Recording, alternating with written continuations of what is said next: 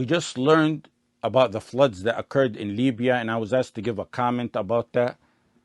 I start off by asking Allah subhanahu wa ta'ala to help and protect and have mercy on the Muslims in Libya. And prior to that, several days ago, I released a statement pertaining to the earthquake in Al-Maghrib. May Allah subhanahu wa ta'ala ease their affairs as well. Earthquakes, hurricanes, and floods are signs from Allah subhanahu wa ta'ala. They're soldiers of Allah subhanahu wa ta'ala. They can be a punishment from Allah subhanahu wa ta'ala, and they can be a mercy from Allah subhanahu wa ta'ala. A mercy for the believers to hasten their punishment in this dunya, rather than they be given that punishment in the akhirah, and to higher their ranks, because Allah subhanahu wa ta'ala wants them closer to Him, and to choose some as martyrs, inshallah. The floods and hurricanes move by the command and order of Allah subhanahu wa ta'ala. Only Allah subhanahu wa ta'ala provides and supplies them with their power, and only He, Jalla fi'ulah, can stop them. Therefore, our hope in this and in everything in life must be with Allah subhanahu wa ta'ala alone. The superpowers, with all their technology, and might sit back helplessly looking at earthquakes and hurricanes and floods, just as the people of Ad were helpless in the 8 days of the bitter, ferocious winds that destroyed them. And just like the floods and water took Qawm Lut and destroyed Fir'aun and his mighty army, the lesson is very simple. وَإِن يَمْسَسْكَ اللَّهُ بِضُرٍّ فَلَا كَاشِفَ لَهُ إِلَّا هُوَ. If Allah subhanahu wa ta'ala touches you with harm, no one can remove that harm but Allah subhanahu wa ta'ala. It's time to remind each other to turn to the only one who can say kun, be, and He will turn those floods and hurricanes into a means of mercy and blessings.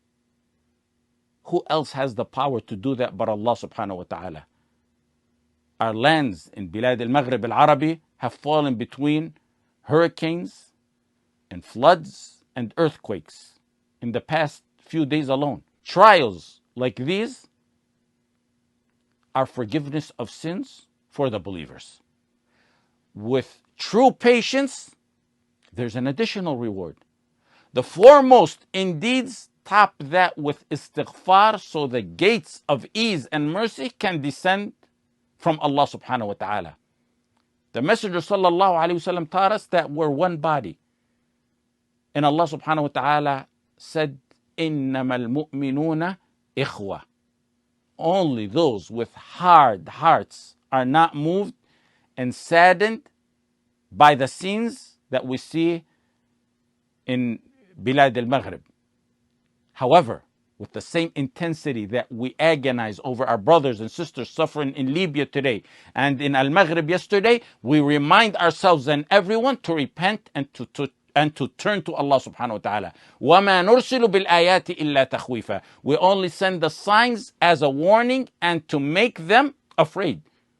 When earthquakes and its likes occurred, some of the Salaf used to say it's time to repent. When the earthquake occurred during Umar ibn al-Khattab's time, radiallahu an, he got up to lecture and warn them. They were better than us. We didn't hear anyone say this is not the proper timing for this Umar, radiallahu an. Rather, this is the exact, most proper, most precise timing for us to say, while our hearts weep over every single Muslim suffering, it's the proper, precise timing to say that the lands need to be purified from all sorts of filth, so Allah subhanahu wa ta'ala can ease that suffering on our brothers and sisters who we dearly love and care about. Do you think when Allah subhanahu wa ta'ala gives respite to those spreading kufr and fawahish, He forgot about them? Do you think Allah subhanahu wa ta'ala forgot about those who filled their prisons with ibadullah al-muwahhideen, or fought them in the battlefields and joined the kuffar against them? وَلَا تَحْسَبَنَّ اللَّهَ غَافِلًا عَمَّا يَعْمَلُ الظَّالِمُونَ. Allah gives respite to kuffar, to sinners, to oppressors, but it doesn't last forever. The Messenger sallallahu alayhi wasallam said, إِنَّ اللَّهَ لَيُمْلِي لِلظَّالِمِ حَتَّى إِذَا أَخَذَهُ لَمْ يُفْلِتْ. Allah subhanahu wa ta'ala gives respite to the oppressor, but when he takes him over, he never releases him. And that's like the verse, وَكَذَلِكَ أَخْذُ رَبِّكَ إِذَا أَخَذَ الْقُرَى وَهِيَ ظَالِمَةٌ إِنَّ أَخْذَهُ أَلِيمٌ شَدِيدٌ. Polluting this earth by ruling by other than the Sharia. Rejecting the Sharia of Allah subhanahu wa ta'ala, neglecting the Sharia of Allah subhanahu wa ta'ala, ruku' and sujood to filthy faces that are dripping with the blood of ibadullah al-muwahhideen and full of wala to the kafara and mushrikeen. Normalizing with the Zionist what we call, the proper term for it is wala to the Zionist and the other enemies of Allah subhanahu wa ta'ala. Uniting against the muwahhideen who carry the pure banner of tawheed. Widespread fawahish, widespread riba, widespread zina, the act of Qawm Lut, enormous munkarat, widespread in our societies. It's gotten to where the sins have settled in society and in the bottom of the hearts as well. Kufr and sins are normalized in many aspects to the point that the people no longer see evil as evil. Hearts are no longer moved and feelings are no longer hurt at seeing violations against the laws and rules of Allah subhanahu wa ta'ala. When that happens, and when people no longer see kufr as kufr, and they don't see the munkarat as munkarat, when the people see those doing inkar of the munkar as interfering with people's personal lives, when the righteous muwahhideen who want Allah's rule to dominate the earth are outcast strangers and rejected by society or in prisons, then you can expect what Zaynab bin Jahsh radiallahu anha asked the Messenger sallallahu alaihi wasallam about. And this will answer the question to everyone who's asking, why everyone though? The answer is right there. Zaynab bin Jahsh radiallahu anha asked the Messenger sallallahu alaihi wasallam, أَنَهْلِكُ وَفِينَا الصَّالِحُونَ قَالَ نَعَمْ إِذَا كَثُرَ الْخَبَثِ.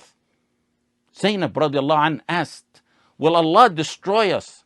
Us, who's us? The righteous believers. Will Allah destroy us despite the fact that there are pious people amongst us? The Messenger sallallahu alaihi wasallam said, "Na'am, إذا كثر الخبث." Yes. When what?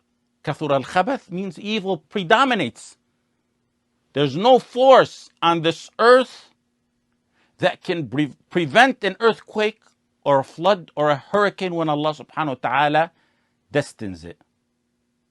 The preventive measure is in turning to Allah subhanahu wa ta'ala. The preventive measure is in having muslihin, not just salihin.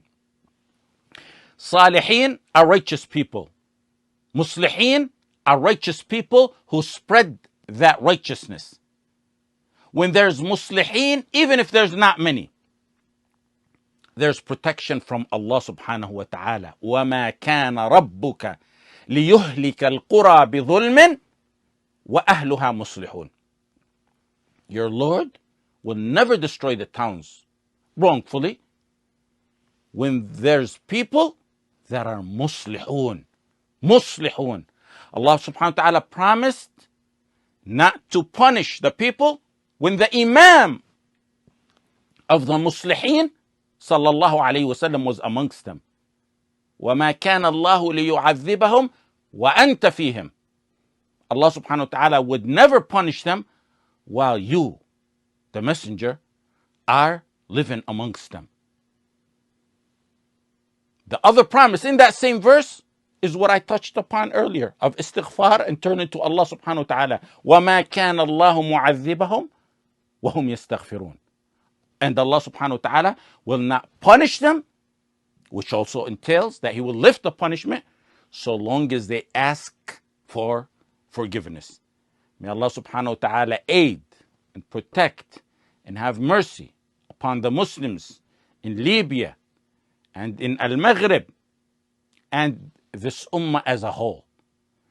May Allah subhanahu wa ta'ala grant them patience and accept those from amongst them who died as martyrs.